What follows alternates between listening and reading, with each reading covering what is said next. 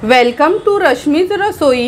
समुद्रातली चिंबोरी तर आपण नेहमीच खात असतो। आज मी तुम्हाला नदीतली चिंबोरी किंवा चेंदींचं कालवण कसं बनवायचं ही रेसिपी दाखवणार आहे। त्यासाठी हा व्हिडिओ तुम्ही शेवटपर्यंत बघा आणि अशाच वेगवेगळ्या रेसिपीज बघण्यासाठी माझ्या चॅनलला लाईक, शेअर अँड सबस्क्राइब करा।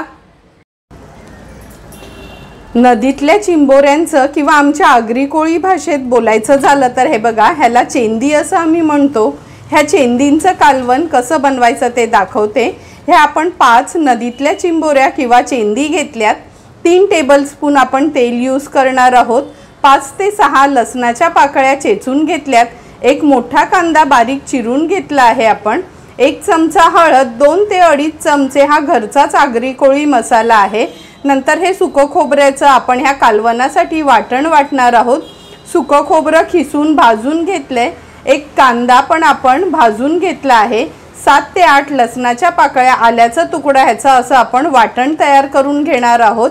गार्निशिंगसाठी कोथिंबीर आणि चवीप्रमाणे मीठ यूज करणार आहोत। सर्वात आधी ह्या चेंदी किंवा नदीची ही जी ताजी चिंबोरी घेतली आहे, लक्षात ठेवा कधी पण ती एकदम जिवंतच असायला हवी आहे। ही आपण ह्या एका बोलमध्ये, ही ना अशी बांधलेलीच मिळतात, कुठे कुठे मोकळी देखील म्हणजे सुट्टी देखील मिळतात, पण आमच्या इथे पनवेलला नॉर्मली ही अशी बांधलेलीच असतात। ही आता मी कापून दाखवते तुम्हाला।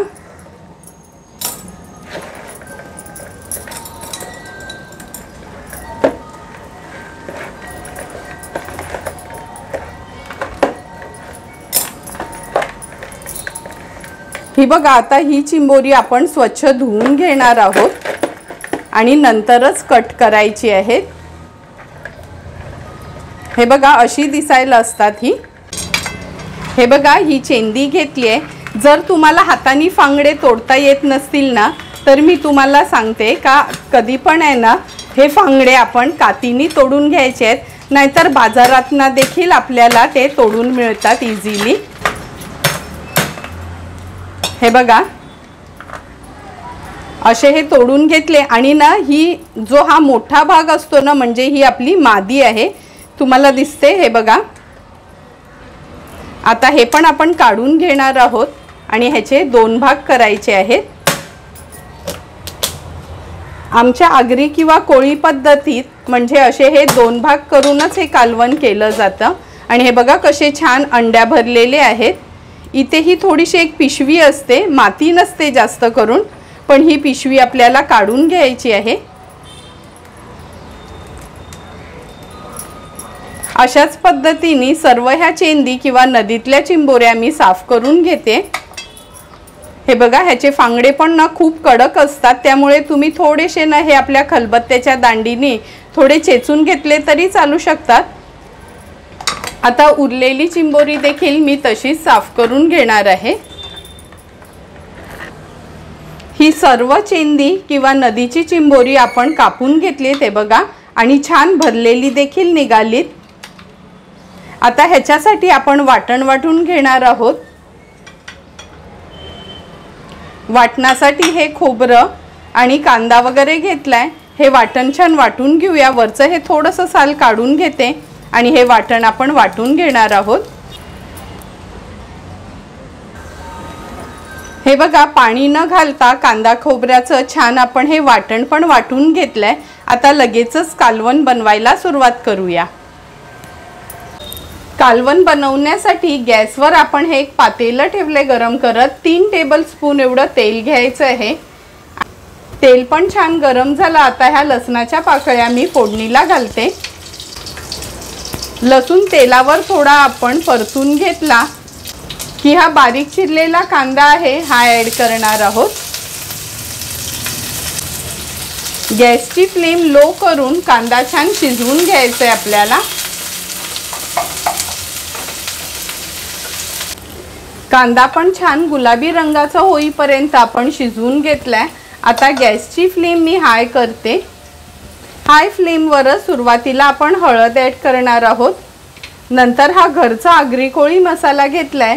जर टेबलस्पून यूज केला तर 2.5 चमचे होतो, आणि जर आपले पोहे खायचा चमचा आहे तर ते 3 चमचे होतात। हळद आणि मसाला तेलावर छान आपल्याला परतून घ्यायचा आहे।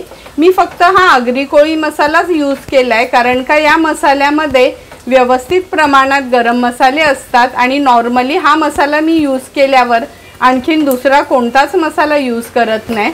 तुमच्याकडे जर हा मसाला नसेल तर तुम्ही 2 चमचे लाल मिरची पावडर आणि अर्धा ते पाऊण चमचा गरम मसाला यूज करू शकता। मसाले तेलावर छान परतून झाले की हे वाटण आहे ते ॲड करणार आहोत।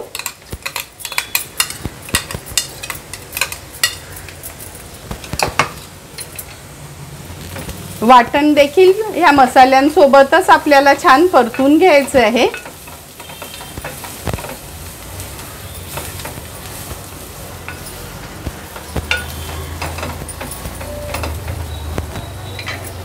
वाटण परतून झालं की यात आपण पाणी ॲड करूया। सुरुवातीला मी ह्या मिक्सरच्या भांड्यातच पाणी घेतले, कारण का ह्याला थोडं वाटण लागलेलं होतं। हेच पाणी आपण सुरुवातीला ॲड करणार आहोत। ते पाणी ॲड केल्यानंतर आपल्या गरजेप्रमाणे पातळ किंवा घट्ट आपल्याला कसं कालवण हवं त्या प्रमाणात आपण पाणी ॲड करणार आहोत। मी जवळपास इथे 1.5 ग्लास पाणी ॲड केलं आहे।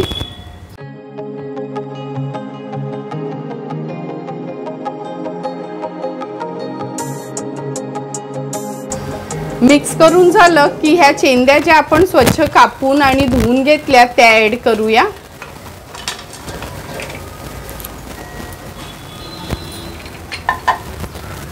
थोडंसं हे कालवण व्यवस्थित करून घेते, म्हणजे ह्या ग्रेव्हीमध्ये ह्या चेंदी किंवा नदीतले खेकडे व्यवस्थित मिक्स होतील असं। ह्याचा जरी तुम्ही पातळसार केलात तरी पण खूप छान टेस्ट लागते। असं म्हणतात अगोदरची लोक का आपली जर कंबर वगैरे दुखत असेल तर ह्या चेंद्यांचं कालवण म्हणजे त्या बाईला खायला द्यायचं, का आपल्या कमरेला खूप आराम पडतो। आता ह्यात आपण चवीप्रमाणे मीठ ॲड करणार आहोत।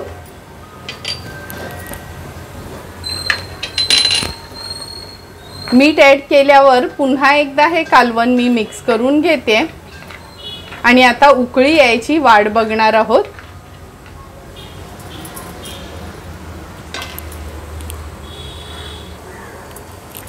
आपल्या ह्या चेंदीच्या कालवणाला छान उकळी आली आहे बघा, तुम्ही बघू शकता। आता ह्याच्यावर झाकण देऊन एक 10 ते 12 मिनिटासाठी तरी लो टू मीडियम फ्लेमवर ही चेंदी किंवा ही नदीची चिंबोरी आपल्याला शिजवून घ्यायची आहे। 10 ते 12 मिनिटं झाली आहेत, आपण झाकण काढून बघूया। बघूनच तुम्हाला कळेल का आपले ही नदीची खेकडी किंवा नदीची चिंबोरी किंवा ह्या चेंदी अगदी हे बघा व्यवस्थित शिजल्या गेल्यात। आता ह्या स्टेजला मी गॅसची फ्लेम हाय करते। हाय फ्लेमवर थोडी कोथिंबीर घालते आणि छानशी ह्याला एक उकळी काढून घेणार आहोत। तुम्ही बघू शकता झटपट असं आपला हा घरचाच आगरी कोळी मसाला यूज करून हे चेंदींचं कालवण तयार झालंय। आता हे रेडी झालेलं कालवण आपण सर्विंग बोलमध्ये सर्व करणार आहोत। गॅसची फ्लेम स्विच ऑफ करते मी आता।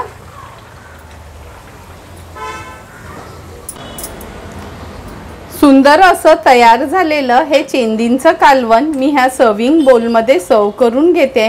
तुम्ही बघितलंच असेल की अगदी मोजकेच आणि घरचेच इन्ग्रेडियंट्स यूज करून किती सुंदर असे हे नदीतली किंवा ह्या आपल्या गोड्या पाण्याच्या चेंद्या तयार झाल्यात।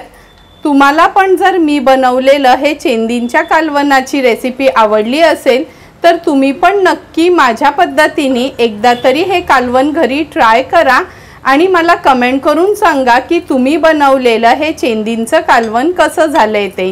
तुम्हाला जर मी बनवलेल्या ह्या चेंदीच्या कालवणाचा व्हिडिओ आवडला असेल तर नक्की माझ्या चॅनलला तुम्ही लाईक, शेअर अँड सबस्क्राईब करा। Thank you for watching my video.